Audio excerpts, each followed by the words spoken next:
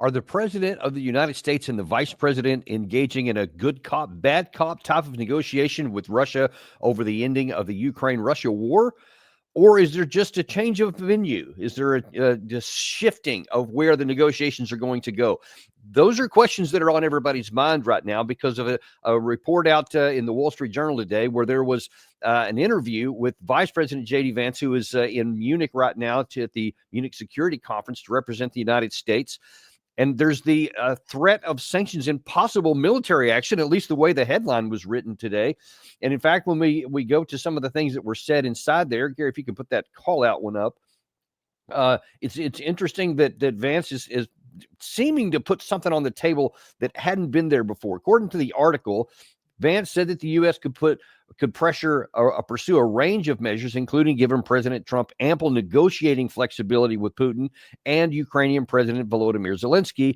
There are economic tools of leverage, the vice president said. There are, of course, military tools of leverage, end quote, the U.S. could use against Putin, Vance said. There's a whole host of things that we could do, but fundamentally, I think the president wants to have a productive negotiation, both with Putin and with Zelensky.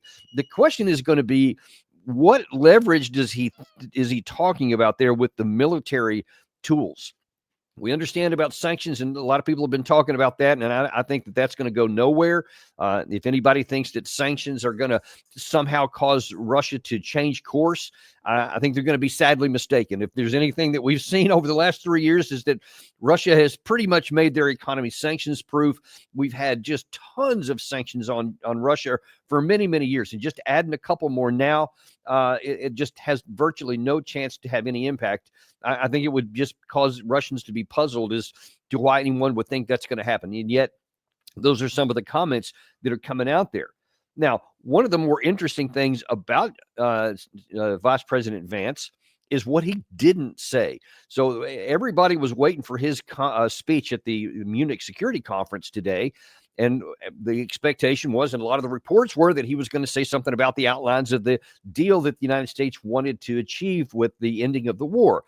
Instead, he said literally nothing. In fact, he spent the entire speech talking primarily about democracy and freedom of speech and a bunch of other things in Europe, claiming that the biggest threat to Europe was not Russia, was not China, but things on the inside. And that by itself was pretty noteworthy. If you're saying that, here it is for the Munich Security Conference, and you're saying that the biggest threat isn't Russia, which is pretty much the default position of virtually everybody else that's there, then that just is a big signal to what the United States is going to do. So Vance seems to be putting on the table that some kind of military leverage. I don't understand what that even means in context. Obviously, we're not talking about America putting any troops in Ukraine. That was ruled out by the Secretary of Defense a couple of days ago. President Trump has also clearly indicated he wants the war to end. He doesn't want to escalate it or expand it. Definitely doesn't want to get the United States inside of it. So what that would mean is really unclear. There was, however, another American person there who was much more explicit in trying to play a really bad cop. And one wonders if this is Senator Lindsey Graham freelancing or if this is part of the negotiating team. I don't have visibility on that, but wow, just watch this. Here's what I think is going to happen. I think he's going to find a way to end this war in a fashion that Putin would be a fool to do it again. Very quickly. How do you deter Putin? You arm this guy to the teeth. Yeah, you give him a bunch of F-16s, not a few F-16s. You give them ATACMs, you give them tanks, because they will fight. Remind me not to invade Ukraine, okay? Wow. Yeah, they'll fight. They've been doing it for 3 years now, and they've been dying in profound numbers for 3 years now. There's somewhere around, depending on who you want to talk to, over 1 million casualties on the Ukraine side. A vast majority of those have been killed. And we don't even, of course, nobody has concrete numbers, and that's held as a state secret. But a lot of analysts, using many external pieces of evidence, say that that's probably a pretty plausible number. And then the number of amputees and seriously wounded and people who can't go back could also be way north of 1 million. The casualty count and the impact on the Ukrainian nation of having really an entire generation of men just wiped out and taken off the table here is profound. And for Lindsey Graham to be talking so callously, as he has done many times, about, yeah, just send in a bunch of more stuff and let's just keep the war going, and as though that Putin would be afraid. And just stop for a second and think about the irrational position with what Graham is saying there. I don't know if he believes any of this stuff.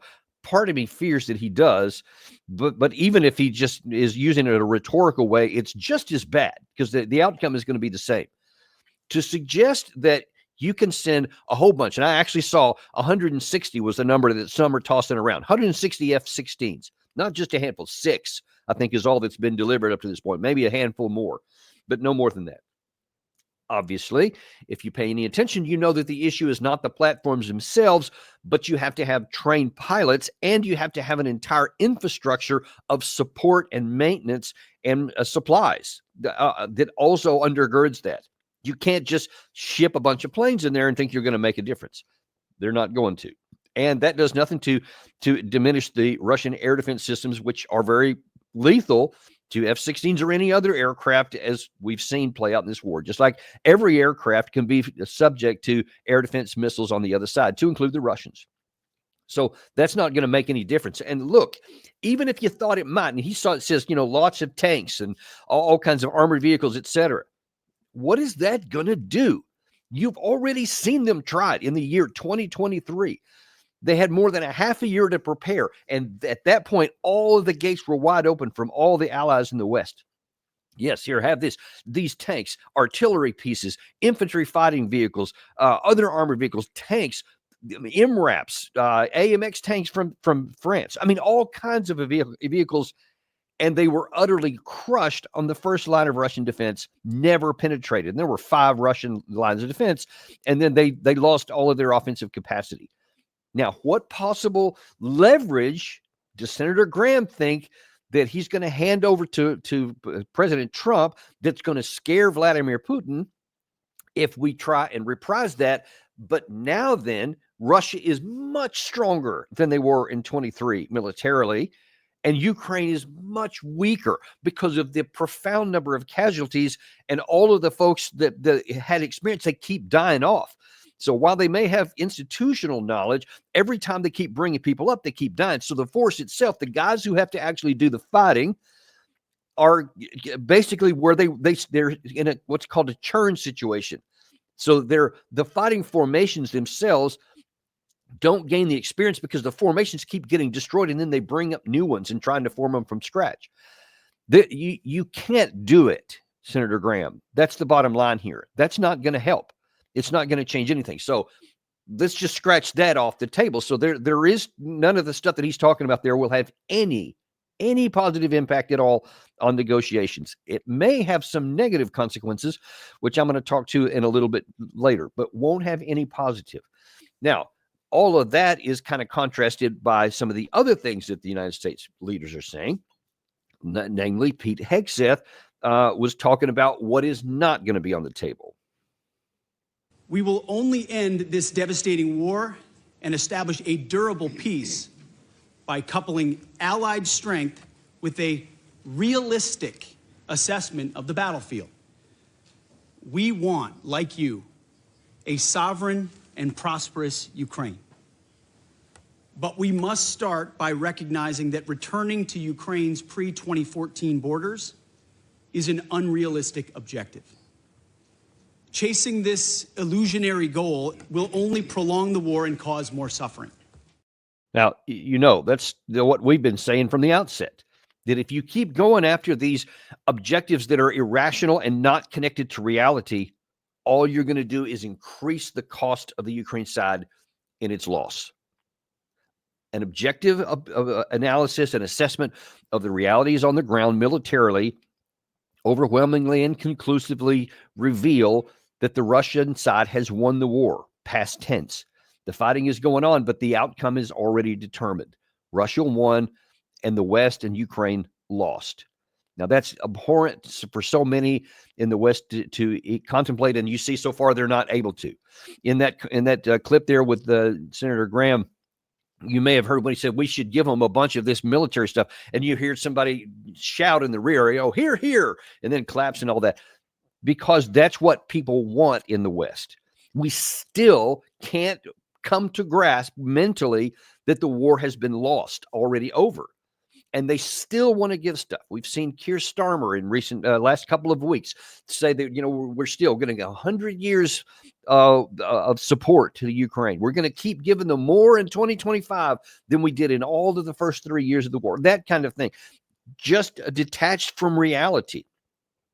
And one has to wonder at some point where the reality will come, because it is coming. Understand this.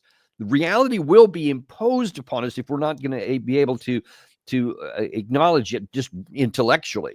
Now, the fact that President Trump is in the White House right now instead of President Biden, who was totally unwilling to even contemplate anything like this, obviously, at least President Trump seems to be going down the right path. He's talking to Vladimir Putin, had a 90-minute conversation with him. Apparently has subsequently had a 1-hour conversation with Zelensky. But then we have to get to, well, I think we might have a little bit of a clue what possibly was said in this. And so far, neither the United States or the Ukraine side are saying what was in those conversations or what they talked about. But let me show you a couple of how Ukraine is viewing some of this. Here is from the Kiev Post today, a headline that says, Gary, if you can toss that one up there about 5 things you need to know. Munich Agreement, 1938, 2025, and appeasement. These guys are afraid already that Donald Trump is ready to sail them down the river. And they go in there and they try to make a number of comments about, the famous or infamous Munich Agreement in 1938, which basically ceded Czechoslovakia to Nazi Germany and to Hitler. And now then they're trying to say that now then they're on the cusp of the same thing happening to Ukraine here. And there is no analogy with that, comparison to that, other than this city. The fact that these agreements are happening in the city. But there is no comparison. The Munich Agreement of 1938, which was an appeasement by the West to Hitler in an effort and a possibility of trying to stave off larger war. Now, history has been very bad to Neville Chamberlain, and his name is now synonymous with surrender and, giving in to whatever happened, all the stuff that happened after that. The fact is that Hitler was always going to attack. And, it's hard. It's easy to say in retrospect that was a mistake. But at the time and in the context, especially just 25 years from the millions that had died in World War I, it wasn't a completely irrational thing for him to do. At least give it a shot. But it didn't work out, and we all know what happened after that. But that was before and trying to prevent World War II. This, on the other hand, is after 3 years of war, and we're trying to end the war here. And that's the whole point here. As I keep saying, the objective analysis, taking emotion out of it, the war is over, so this needs to bring it to an end. If you bring it to an end now, a bunch of Ukraine people get to live. You can't undo the devastation that's happened already, and that's going to be a blot on the West and on the President Biden in particular. Many of the other European leaders, Boris Johnson also will carry specific, in particular, damaging views when he's looked at in history because of the unrealistic paths that they took and the certainty that with the death and destruction they caused on the Ukraine side. But now then we have a chance to stop it here, or we can say we're going to ignore the reality on the ground. We're still going to try to seek an optimal outcome for the Ukraine side, which certainly Volodymyr Zelensky is radically trying to push hard, and we're going to see that in a second too. All that will do is prolong the war, increase the casualty count for the Ukraine side, and add to the territory that Russia will end up taking. That's where we are. That's reality. Let's find out how this is going to play out. Zelensky, for his part, also picked up on this 1938 Munich Agreement and says that, in fact, there's not going to be any agreement in Munich. He's not going to reach any deal here. Gary, if you can toss that second headline up there from Zelensky earlier today. This is from the Kiev Independent. He said a peace deal cannot be signed in Munich because, well, it's Munich. We remember things that were signed here. I do not repeat such things, Zelensky added, recalling the infamous Munich Agreement 1938. Zelensky said he was ready to meet the Russian president, but only after there is a joint plan with Trump and the European Union. I'm ready to meet only in this case, he said, and I will sit down with Putin and stop the war, Zelensky says. Now, listen, he keeps saying, all these conditions and requirements as though he has leverage power. He has power over Russia. He has none. So one has to wonder what is going to be the reaction from the Russian side. Now, before I show you that, because there is some that we can look at here, let me show you some of the else. So I've already shown you what Lindsey Graham had to say and what Vice President Vance had to say. But in Zelensky's ear, he's hearing other big names in America also saying stuff like what General Jack Keane says here. Russia's hand in 2025 is going to be pretty weak. They just took 48,000 casualties last month and 48,000 casualties the month before. In October, it was 57,000. They've averaged throughout 24 about 30,000 casualties a month. I mean, that is absolutely staggering what I'm talking about here.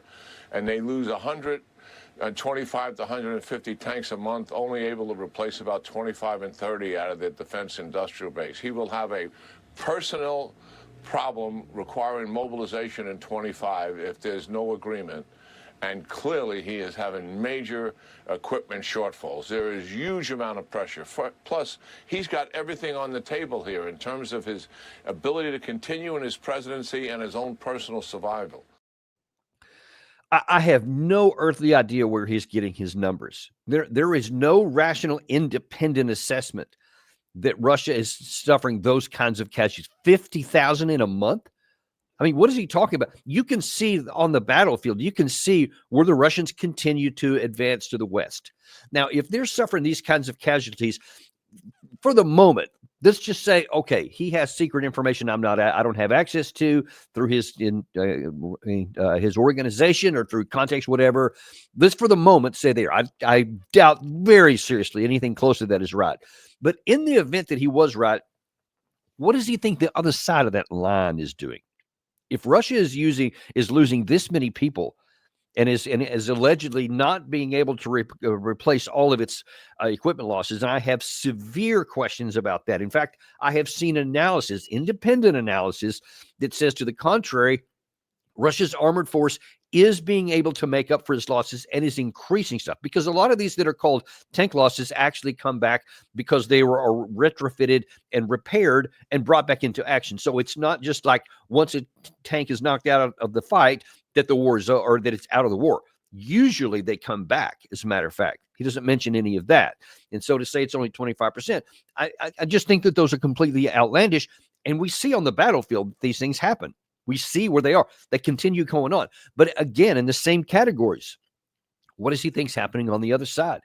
And he says that Russia can't maintain this. Well, if it was just a matter of looking at the Russian side, I guess theoretically that would be possible. At some point, they may run out of more. But it's not in isolation. There's two sides to the conflict. There are two sides on this. And the Ukraine side is losing even more because they're outgunned and they're outmanned. And they don't have the industrial capacity. Whatever limitations he claims the Russians have, Ukraine is profoundly less capable. So when you're talking about, that Russia's getting weaker, I mean, that's irrational. It's illogical, because the effect of all of these troops on the front line and all of the firepower and the air power and the air defense and everything, all of this together is just having catastrophic events. I've shown you many of the interviews with the Ukraine soldiers, with the Ukrainian commanding generals, saying that they can't recruit enough to offset losses. They're net losing all the time in manpower. Yes, Russia may have to add more difficulties in getting manpower. They're increasing bonuses and that kind of stuff, but it's working. So it doesn't matter whether it's harder. It only matters what they perform and what they produce. And they continue to offset losses, and they're still growing. And it's even worse than that. And I'll get to that in a little bit while as well. But so that's Jack Keane, a four-star general, retired four-star general, who allegedly knows something, who's either being deceptive or he's being badly misinformed. But one way or the other, he's illogical. And if Zelensky's listening to that, he's possibly going to make a bad decision. Well, Keane's not the only one. From that same interview I had with Lindsey Graham a minute ago, he also added this. I want to tell you and your people, you're the ally I've been hoping for all my life. Not one American has died defending Ukraine. You've taken our weapons and you've kicked their ass. and I'm very proud to have you as our ally. So you see, physically in his ear, that exactly what I'm talking about right there. You have Zelensky hearing this praise from the United States, and he knows that Lindsey Graham is a close personal friend of Trump, so he knows that anything that, or he regards rather, anything he hears from Lindsey Graham as being synonymous with what the president may think. But to hear him butter him up and say, you have kicked Russia's ass, really? What, you want to make that argument? You want to go there? So the entire calendar year of 2023, the Ukraine side broke its teeth on the Russian defenses, utterly failed in their offensive. The entire calendar year of 2024 was nothing but a movement to the west by the Russian side. And yes, there's not a big territorial gain as in terms of the country, but it is methodical. It's moving forward. But the big issue is what nobody in the West seems to get a handle on. Territorial access is not Russia's primary objective. Demilitarizing Ukraine is. And if they have these slow, methodical operations that continually grind down and destroy the Ukrainian military, and according to General Syrskyi, their operations are succeeding because the army is getting smaller. Once they get the army down to some unknown size, because it's different in every war, the Ukraine military could literally collapse and break. Then the whole territory is just wide open to the Russians if that's what they want to do. See, that's what the Russians are thinking. You're looking at it from the implication of, well, they haven't taken a lot of territory, so they're failing, but you're oblivious to all the casualties to the Ukraine military, and the Russia's strategic view is succeeding. Then there was one other one here, and I almost hesitate to show this, but I haven't shown him in a while. But this is a really fresh commentary that just shows again how the so-called elite establishment in the United States and in the West just cannot get hold of reality. He thinks he's winning right now because he can feel all this pressure in the West we got to negotiate. Why are we chasing the Russians to negotiate? The Russians are the ones that are much weaker now than they were a year ago. These casualties we've talked about, after a year of fighting, they have added a pitifully small amount of terrain. And I think, if your readers and listeners look at a map and see where Russia actually is, what they've accomplished since, let's say, a year ago at enormous cost, that's the best they can do. And for the Russians, their only hope is that we quit.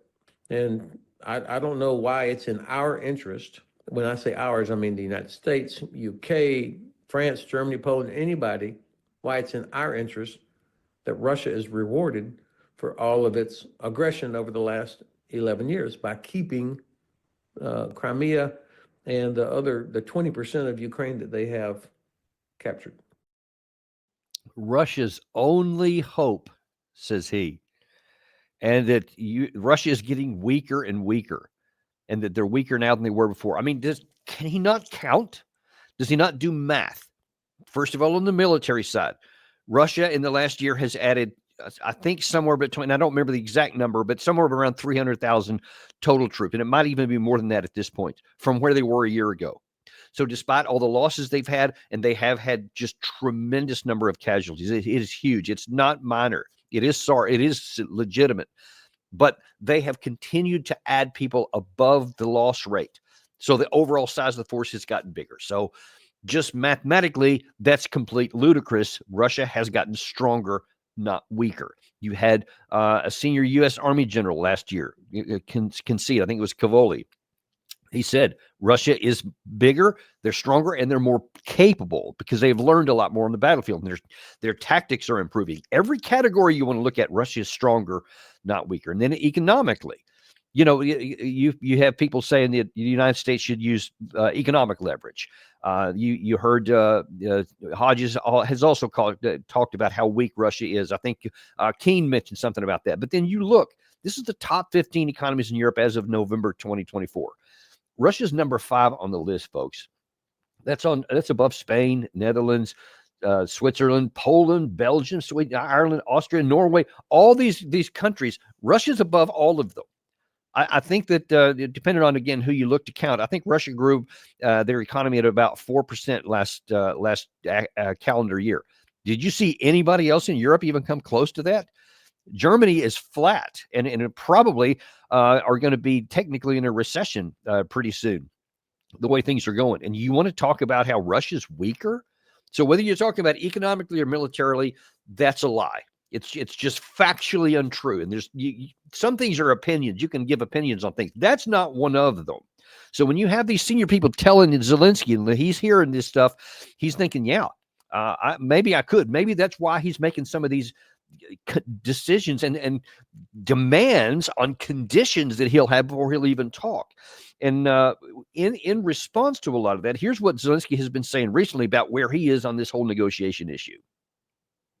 We have to save these minerals, and those countries, we are thankful to all the support, but those countries who will support us and who will save this, of course, they will have priority to invest in it, because we need jobs and investment, and then we will divide profits with one or another partner. So that was very important. Save it and don't give to North Korea, maybe China, I don't know whom Russia will and want to give it after occupation. We need to save it, critical minerals, and a lot of different things. Okay, look, a lot of that, I had to listen to that a couple of times. And if you had a hard time following that, you're not alone. It's hard for me to really understand where he's going with that, what he's even trying to say. But the bottom line is he's not even talking about issues of war and peace. He's not talking about issues of negotiations. He's only saying to Trump, because he thinks that Trump is motivated as a businessman by cash, and definitely Trump has feeding that because he said he wants $500 million worth of that stuff. It's unclear for what's happened in the past or what he may do in the future. It's unclear, but he's saying, yeah, I want access to those minerals. So you have Zelensky sitting there saying that. That doesn't have anything to do with the war that you're fighting is the big thing. Then another clip I want to show you here. He's talking about a couple of different things. One, he's NATO by now, everybody should understand is off the table, but it doesn't seem like he does. And we spoke with the President Biden, and we spoke with the President Trump, and especially now with the President Trump, I asked, so, okay, if it's not NATO for today, if it's not NATO, we will ask tomorrow, it doesn't matter. But if we're speaking about today, what alternatives? What you know, the alternatives? I don't know. What I see, if we don't have NATO, real NATO, we will make NATO in Ukraine. It means that we need to increase our soldiers, our army, twice. And we spoke with the President Biden, and we spoke with the President Trump, and especially now with the President Trump, I asked, so, okay, if it's not NATO for today, if it's not NATO, we will ask tomorrow, it doesn't matter. But if we're speaking about today, what alternatives? What you know, the alternatives? I don't know. What I see, if we don't have NATO, real NATO, we will make NATO in Ukraine. It means that we need to increase our soldiers, our army, twice. Yeah. I apologize. I ran that twice and I made a mistake. Give me 1 second and I'll have the other one loaded up. Okay. Yeah. Now. Okay. Let's just look at that first one there by itself. He wants to have NATO. He's not going to get it. So then he's like, well, we'll make our own NATO and we'll start that out. And then we'll build it within our country. What does that even mean? NATO is a North Atlantic Treaty Alliance of 32 members, none of which are Ukraine. So to build a NATO inside, that's a euphemism for an army. You've got an army. You have a NATO, but now he wants to expand it and double it. Where's he going to get the personnel from that? Listen, it shouldn't even need to be said, but I'll say it because he made the comment. You can't build an army on the fly while you've been invaded and to think it's going to be successful. You would need, and I'm not exaggerating at all, a decade to build an army from scratch that would have a chance on a modern battlefield against a peer competitor the size of Russia. It's shocking to me that there are so few experts, and some of them I've shown you are 3- and 4-star retired generals who should know better. And that, by the way, is an alarming issue for the United States itself, is that we don't, guys who have been at the highest levels don't seem to understand the basic fundamentals that a second lieutenant should have. But yet that's what they're saying. But regardless of what they don't know, let me make sure you're clear on here. You can't build the army that he said. You can't just double it now. I guess it was 2 or 3 weeks ago, Zelensky also came out and said that they're going to completely change how they form their organization. They're now going to use army corps, which are composed of divisions and brigades, etc. And he's going to retool how they do it. What they've already changed several times. It doesn't make any difference because you don't have the manpower. And by that, I don't just mean the number of people. You can take a guy and grab him off the street, which Ukraine does every day, and throw a uniform on him. That's not a soldier, folks. That's a man in a uniform. To have a trained soldier takes years. And to have an organization and like at the platoon, company, battalion, brigade level takes many years to build, because all the key leaders, both enlisted and officer at each of those echelons, have to have years of experience and training and education to be able to effectively operate in combat. That's how it works. And so this myth that you can just put a bunch of guys in uniform and send them to France for some training or something, or German training centers, it doesn't matter, because it doesn't work that way. Zelensky is unaware of that. It's often said that he was a comedian, in his career before he went into politics. And it's true. He just doesn't have the knowledge, and everything he's done since then. Sure, he hears a lot of these things, but if you don't have a basic understanding and a fundamental education of how things work, you're never going to be able to overcome that when you're trying to give action. And seeing how the decisions he's made as a wartime commander have been hideous. They don't talk about that much in the West because we like to portray him as, Winston Churchill, then he's going to be the savior, whatever. And it's just bad form to acknowledge the obvious, that he's made some horrific decisions. I mean, we can go starting in Mariupol in 2022, Bakhmut, Avdiivka, Krinky on the Dnieper River, just some hideous decisions. And what they're currently doing now, Chasiv Yar, all kinds of things. So many just bad decisions about how he conducted this warfare, and then just the personnel losses. So it's irrational.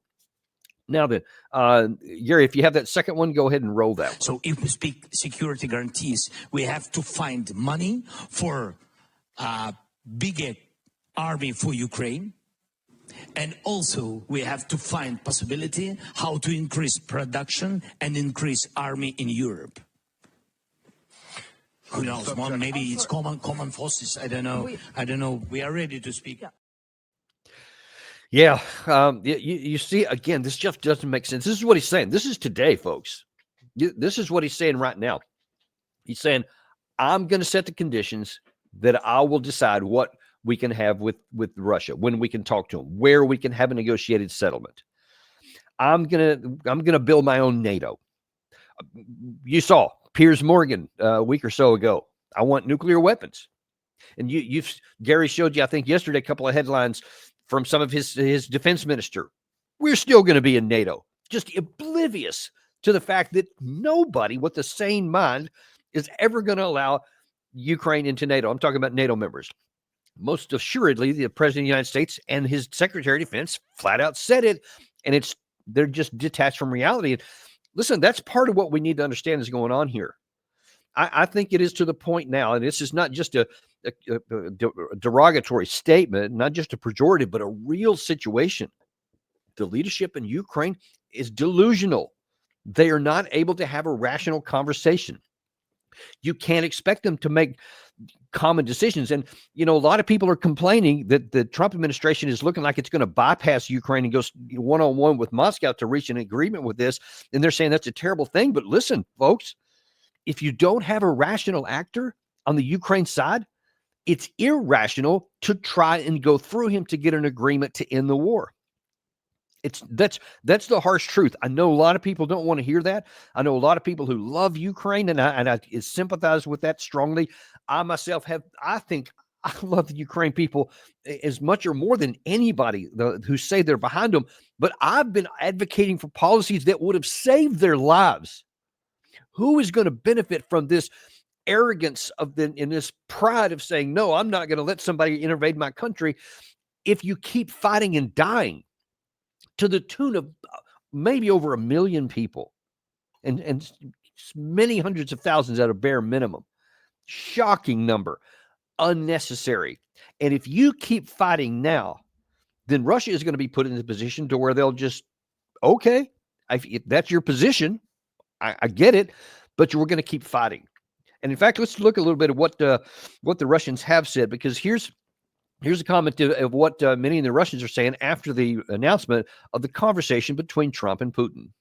Moscow also says that in those talks on Ukraine, Moscow will take into account the so-called eloquent experience that Russia had while there were negotiations in Minsk, because Moscow has been repeatedly saying that those talks in 2015, which ended the fighting between Kiev and the Donbas republics, which was at least aimed to do that, Moscow was betrayed, and there was never a genuine desire on the part of France or Germany, who brokered that deal, to actually stop the fighting, saying that was buying time to rearm Kiev. So now Moscow insists that the root causes of the Ukraine conflict have to be eliminated for any sort of lasting solution. But both sides do admit that there is the political will on both sides to actually work together and to find a solution. Moreover, they are insisting that this solution should be found on the basis of negotiations process. So at this stage, any ceasefire is not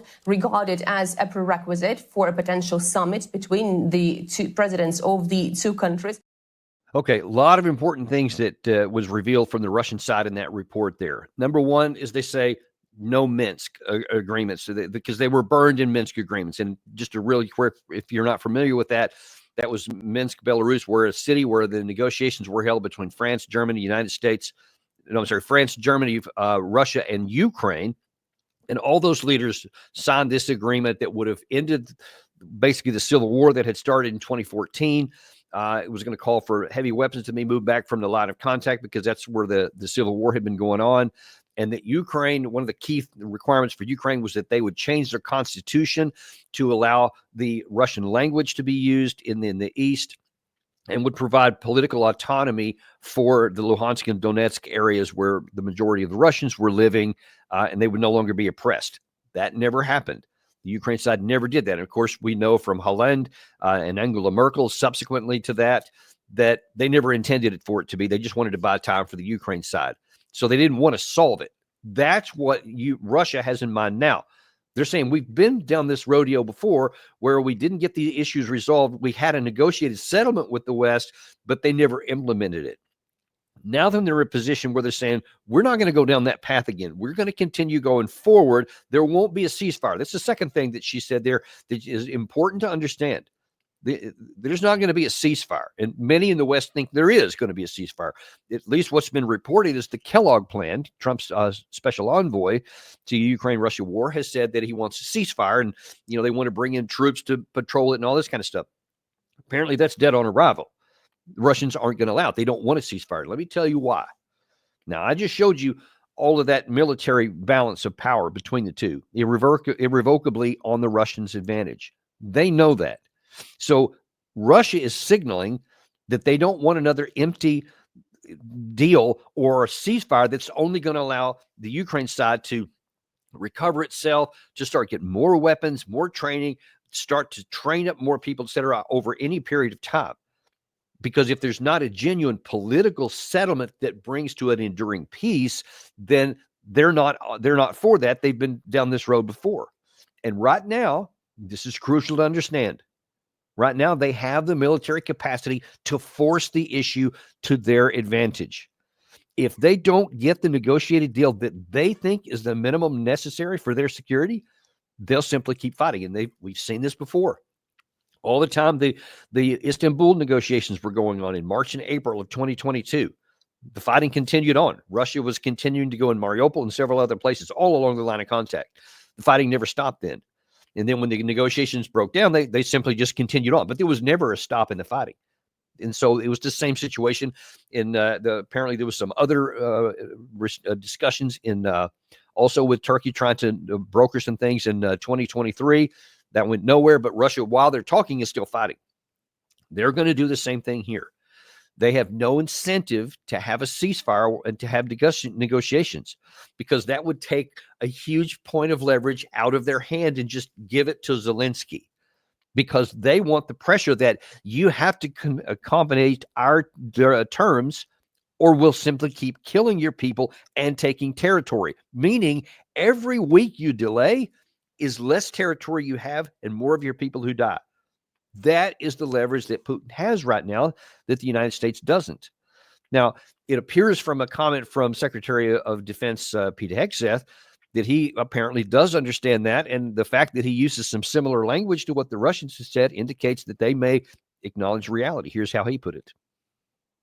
A durable peace for Ukraine must include robust security guarantees to ensure that the war will not begin again. This must not be Minsk 3.0. That said, the United States does not believe that NATO membership for Ukraine is a realistic outcome of a negotiated settlement. Okay, now those two comments right there would definitely be picked up by the Russian side, because those are two of their key issues. NATO, in fact, in Ukraine was why they went to war in the first place. So if that's off the table, then Russia says, we are willing to have negotiations. And if you say you don't want a Minsk 3.0, then you just heard that the Russians don't either, then that says that there is growing consensus between the two sides, meaning it's the band is narrowing to the difficulties of getting a negotiated settlement. But we have to understand that there are limitations. And I really liked one of the things that Secretary Hegseth said when somebody was asking him, aren't you betraying Ukraine? Aren't you just handing over? I think we showed you the other day, John Bolton said, Trump has surrendered before the talks even start. No, says Hegseth, we're not surrendering anything. This is simply a recognition of reality. And really, to me, that's a breath of fresh air, because if he's talking about something that's true and real on the ground, then we have a shot to get the last of that gap closed and end the killing. Trump has said that his objective is to stop the killing. I think it's important that he used that phrase, because that implies that we're not trying to get some concessions out of Russia that's going to be great for Ukraine, because those don't exist.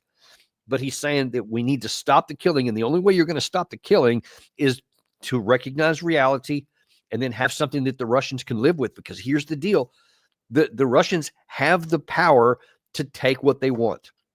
Maybe it'll take them a lot longer. Maybe they'll have another tens of thousands of casualties. That's entirely possible. And they'll pay it.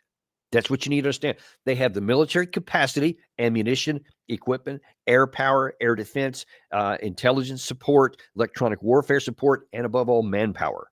They have all of that, and they most assuredly have the political will, and they can take on the battlefield everything they want if they don't get in negotiations. It is entirely in America's national interest to end the war on the least offensive terms possible now. Because if we don't agree to the truly ugly terms that are being offered, then the truly uglier reality that Russia will later exploit and extract by force of arms on the battlefield will be much worse. It'll be worse for everyone. And listen, you saw, we had Zelensky himself admit about a week ago that his intelligence tells him that Russia is building up a big offensive force. He later said it was like 100,000 people. And that they have been, a lot of this equipment has apparently, wasn't all of the new stuff that they've been making wasn't all going to the front. Some of it was going into storage shelters for use later. And now then, Zelensky has revealed that there could be several divisions, new divisions of Russian combat power that are ready to go forward. We also had Denmark. And this was, I think, just today. It was either today or yesterday. I can't recall. But Denmark has published what they said is Putin's plan, that he is building the combat power that is enough to actually take on NATO. And they said phase 2, which is just 2 years, would mean that they have the military capacity to actually conquer the Balkans if it goes that far. Now, so far, Putin is saying he wants security on his western flank, and he's willing to get it through negotiations where he can then have reestablish relations with the West and the United States and a security architecture that everybody can live with. That's what he's offering if we get a deal now. listen, I don't know what their plans are. I don't know if Russia would actually go and do those things, but it's not unreasonable to suggest from their perspective, if they're unable to get acquiescence from the West, and I don't think they even consider Zelensky anymore, but if they get acquiescence from the West and they can get by negotiation some kind of a deal that they can feel that they can actually live with, and it won't be a Minsk 3.0, if they don't get that, they are building the capacity that they could make good on that. They could. And just imagine how much worse that would be. Because if Russia says, all right, we're going to take care of our western flank here in Ukraine, but now we're also going to take care of the northwestern part of our flank in the Baltics. And listen, I said this at the time, and I'll repeat it again here. When we brought the Baltics into NATO, that looked good on paper. It was kind of an in-your-face deal, and everybody's going, yeah, we're getting bigger. Now we've added in Sweden and Finland and all that kind of stuff. And everybody says, yeah, we're getting tougher, and that's scaring Putin. It's not. And let me tell you why. Militarily, if you look at a map, you can see there's this place called the Suwalki Gap in Poland, which is a very small band of territory that if the NATO should have to try and conventionally defend the Baltics, they would have to go all this narrow band. And I'm just telling you, in modern warfare, we've seen how Russia can build a defensive line that can shut that thing off in a heartbeat. They know how to do that. And it would be nearly impossible for the West to mount an offensive that could go and rescue the Balkans, because Russia's right there. And by the way, if you've ever looked at a spreadsheet, the Baltic militaries are really small. And they, of course, they have no combat experience. They haven't done that in a long time. They're not ready for war right now. Russia is. And in the event that they rolled up into the north, the only thing we could do to stop them would be go to nuclear war. And I'm just telling you, it's a gamble because it could backfire, but it's possible that Russia may make that move, calculating that Paris, London, Rome, Washington would not sacrifice their own cities to defend the Baltics. And if Russia makes that gamble, that's the position that the presidents of those countries would be in. Do we go to war with Russia and have them use nuclear weapons? And we couldn't stop it. None of us could stop it. And of course, we would fire nuclear weapons back. So Russia itself would be destroyed or vaporized.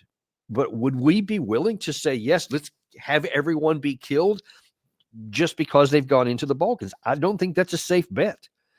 And even though we all love in the West to say, yes, Article 5 means that, Russia will never do anything because they know that it would be suicide for them. Ben Hodges makes this argument all the time. But they always forget about the other half of that equation, that we also would be buried under Russian nuclear weapons and our countries would be obliterated. Our millions, tens of millions, possibly hundreds of millions in our case, of our citizens would be vaporized. Would our leaders do that? Would we take a step that's going to assert knowledge that there will be a nuclear weapon coming back for the sake of the Baltics? I doubt seriously that would happen. If I was president, I wouldn't do it. I would hate that had happened, but I'm not going to sacrifice millions of my own citizens because of what happened on the ground conventionally there. And we are taking a huge gamble to think that Russia would never take that move, because I think that they might, if it gets down to it, to obviate that and to make that so that never comes up and stays in the theoretical realm. We need a negotiated settlement now on the best ugly terms that we can get. It doesn't matter what Volodymyr Zelensky says. He's detached from reality. I'm just telling you, he's got to be taken out of the equation here. This has got to be between Trump and Putin. And if it is, then there is a reasonable chance that we can get the rest of that gap narrowed down until we can get some kind of an agreement. And people can be upset about it all they want afterwards, and they can complain and moan. Fair enough. That's a democracy and it's ugly and people can say whatever they want to. But if we don't do that, then much, much worse becomes not just theoretical, but in the distinct realm of possibility. And that's what I desperately want to see happen, that we avoid those worst outcomes and just take the ugly end right now and don't ever have to face the possibility of a catastrophic outcome. That's your deep dive for today. Really appreciate you guys today. Be sure and like and subscribe if you haven't. And, as events continue to happen, as a lot of these meetings are still going on in Munich and are expected to continue on, and more information will come out. We'll get back to you then. Thank you very much, though. We'll see you on the next episode of Daniel Davis Deep Dive.